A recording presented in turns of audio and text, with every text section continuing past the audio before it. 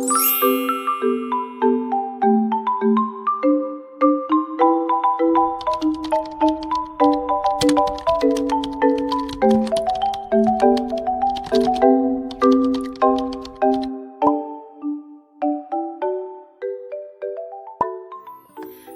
teman-teman, Assalamualaikum warahmatullahi wabarakatuh.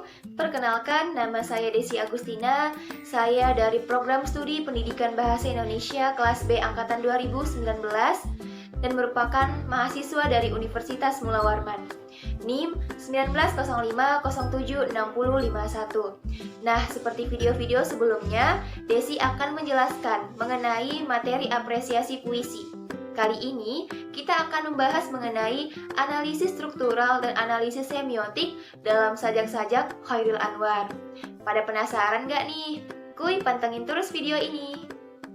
Jadi, dalam sajak Chairil Anwar ini ada 9 sajak, tetapi Desi akan menjelaskan 5 sajak saja. Baik, untuk mempersingkat waktu, yuk langsung stay tune di video selanjutnya. Oke, langsung saja kita masuk ke sajak pertama. Sajak pertama yang akan kita bahas adalah sajak yang berjudul Aku. Mungkin sebagian dari teman-teman sudah pernah membaca sajak ini, di mana sajak ini menggambarkan perjuangan seseorang untuk mempertahankan kedaulatan dari negara yang dia cintai. Jadi, makna yang dapat kita ambil dari sajak Aku ini ialah yang pertama, wujud kesetiaan dan keteguhan hati atas pilihan kebenaran yang diyakininya. Kemudian yang kedua, keberanian dalam berjuang meskipun ada beberapa resiko yang harus dihadapi ke depannya.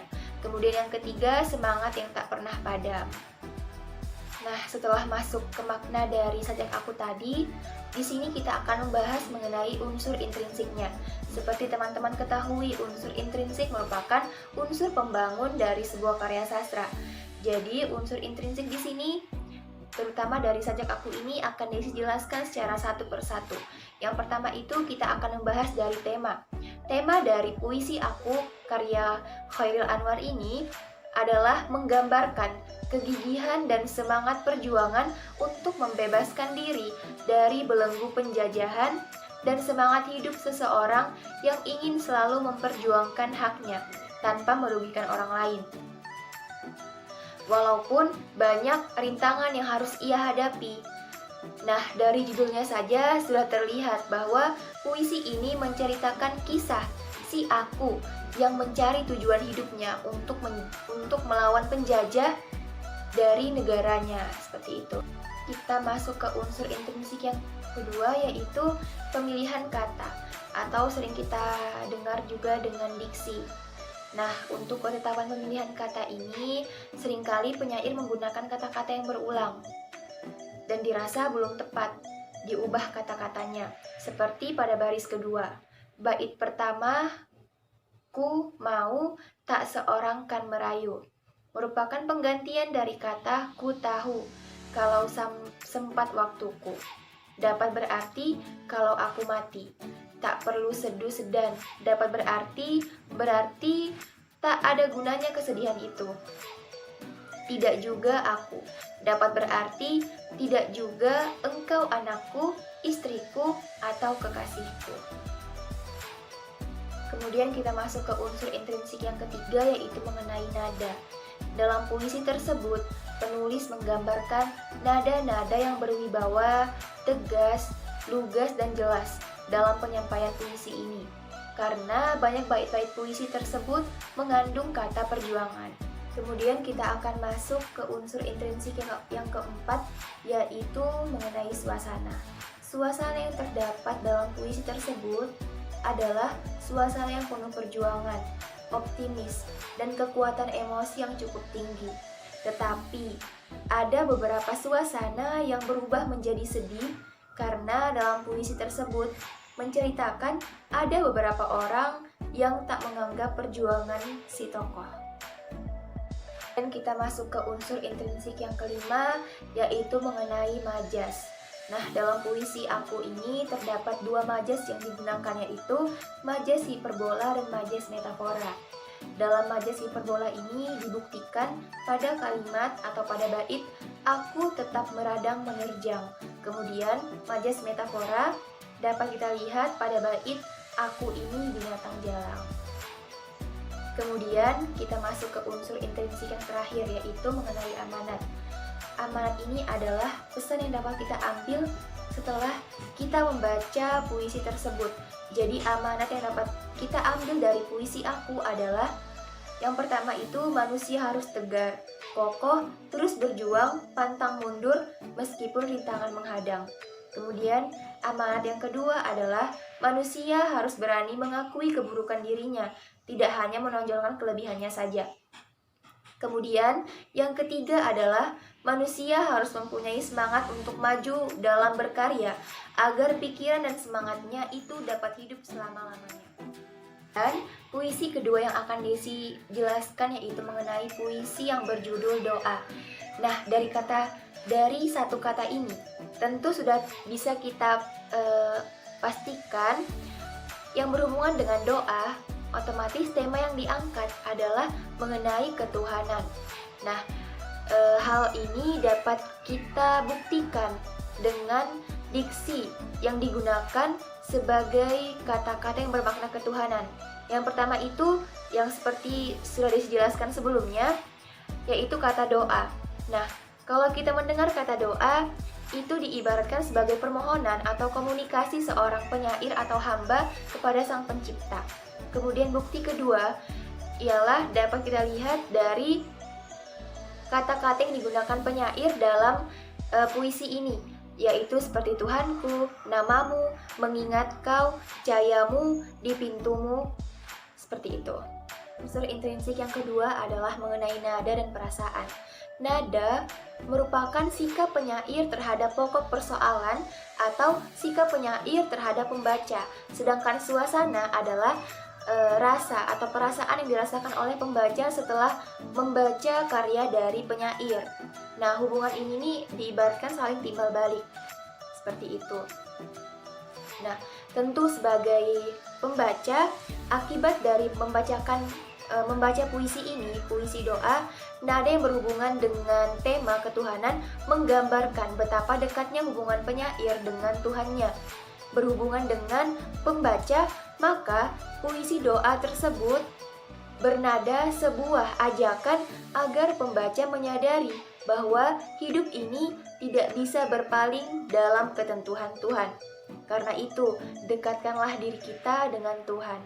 Hayatilah makna hidup ini sebagai sebuah pengembaraan di negeri asing. Kemudian, kita akan masuk ke unsur intrinsik yang ketiga, yaitu mengenai perasaan. Perasaan berhubungan dengan suasana hati penyair. Dalam puisi doa, gambaran perasaan penyair adalah perasaan terharu dan rindu.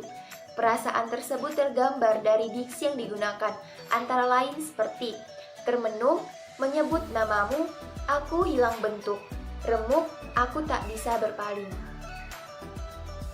Kemudian kita masuk ke unsur intrinsik yang terakhir, yaitu amanat. Seperti yang telah dijelaskan sebelumnya, amanat merupakan pesan yang kita dapat dari karya yang telah kita baca. Nah, amanat sesuai dengan tema yang diangkat puisi ini adalah doa. Nah, apa sih amanat yang dapat kita ambil? Jadi, amanat yang dapat kita ambil adalah bagaimana cara kita menghayati hidup supaya kita lebih dekat lagi dengan Tuhan kita. Nah, pembaca harus bisa merenung seperti yang dicontohkan penyair.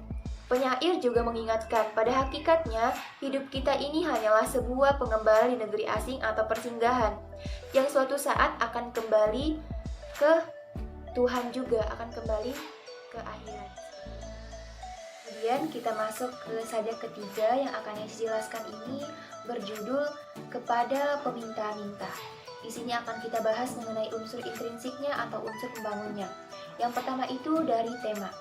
Tema puisi yang berjudul Kepada Peminta-Minta adalah keprihatinan dan ketidaksetujuan. Di sini tokoh aku tidak suka melihat pengemis mencari nafkah dengan cara meminta-minta. Walaupun kehidupan sangat rumit, namun ada cara lain untuk menghadapi kehidupan ini. Kemudian unsur intrinsik selanjutnya yaitu mengenai tipografi, di mana bentuk puisi dari karya Chairul Anwar yang berjudul Kepada Peminta-Minta. Bentuk puisinya terdapat 5 bait, kemudian barisnya tiap bait terdiri dari 4 baris. Kemudian unsur intrinsik yang ketiga yaitu mengenai perasaan.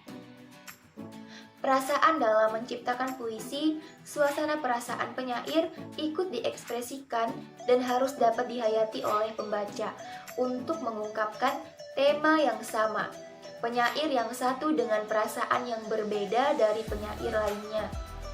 Perasaan yang terdapat dalam puisi Kepada Peminta-Minta mampu mengungkapkan isi hati penyair yang begitu menginginkan pengemis untuk tidak lagi meminta-minta dan mencari pekerjaan yang lebih baik.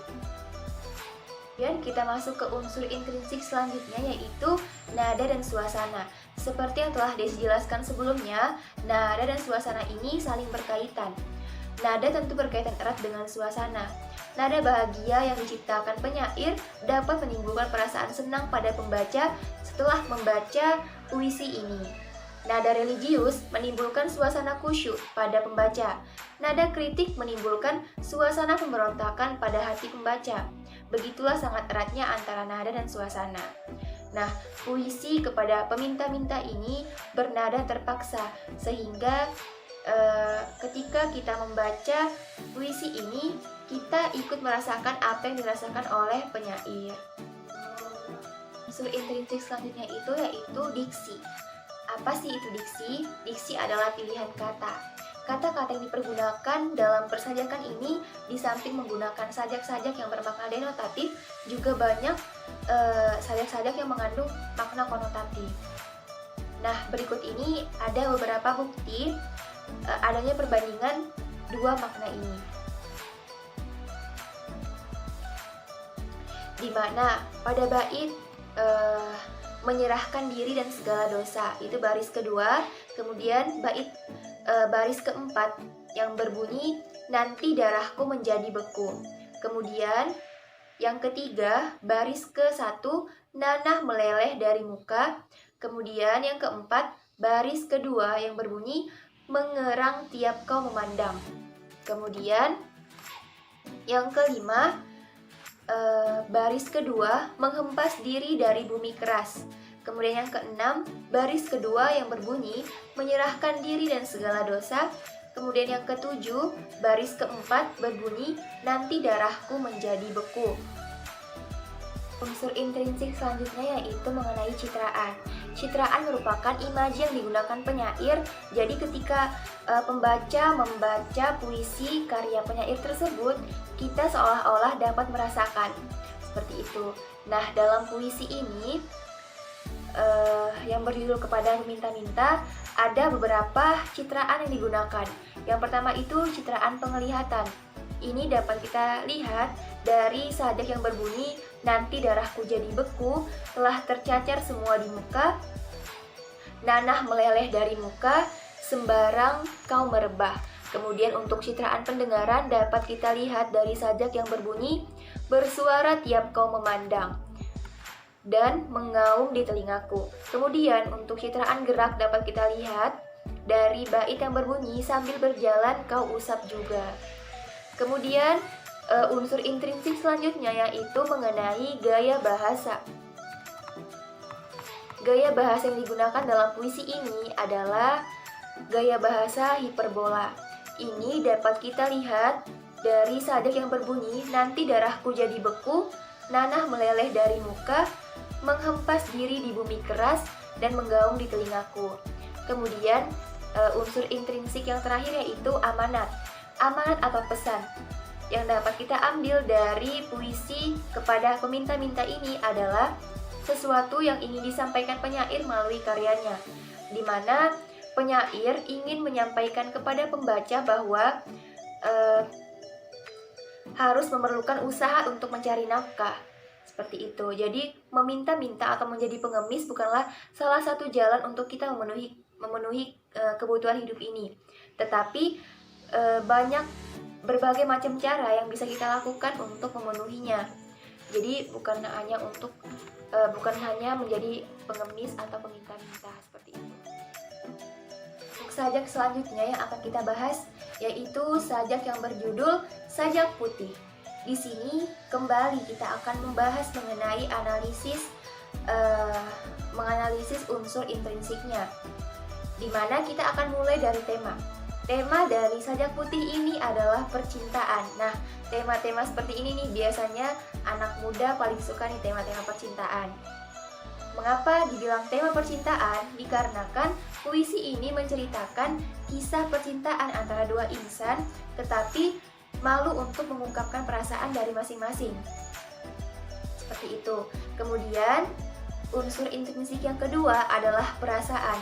Perasaan yang ditekankan pada puisi ini adalah rasa bahagia, karena rasa cinta menimbulkan rasa bahagia.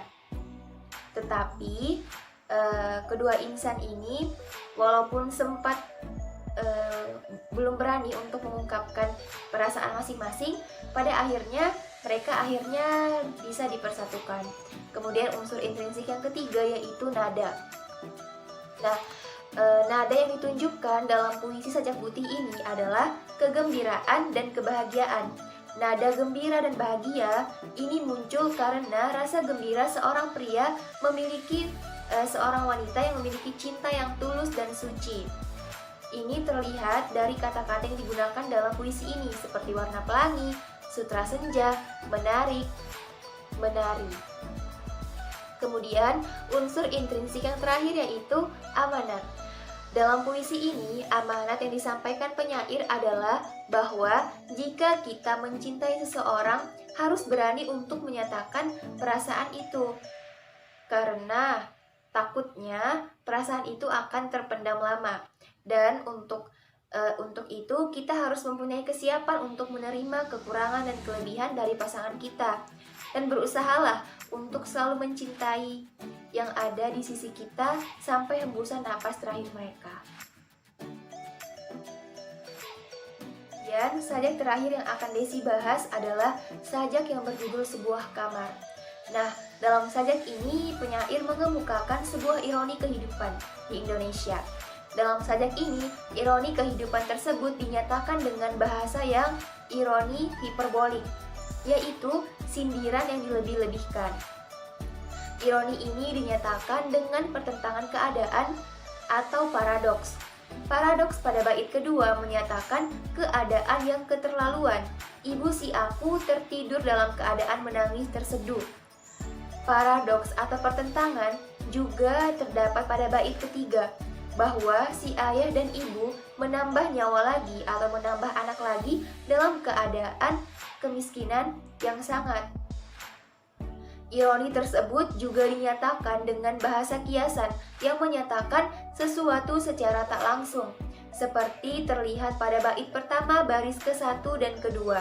Juga bait kedua baris kedua yang berbunyi keramaian penjara sepi selalu. Begitu juga terdapat pada bait ketiga baris pertama yang berbunyi sekeliling dunia bunuh diri alenia baru. Teman-teman, itu merupakan penyampaian terakhir dari video ini. Desi harap video ini dapat memberi manfaat untuk kalian semua. Dan Desi mohon maaf bila dalam video ini ada kesalahan kata maupun pengucapan. Dan Desi harap teman-teman selalu bisa menjaga kesehatan, stay safe selalu. Desi akhiri, assalamualaikum warahmatullahi wabarakatuh.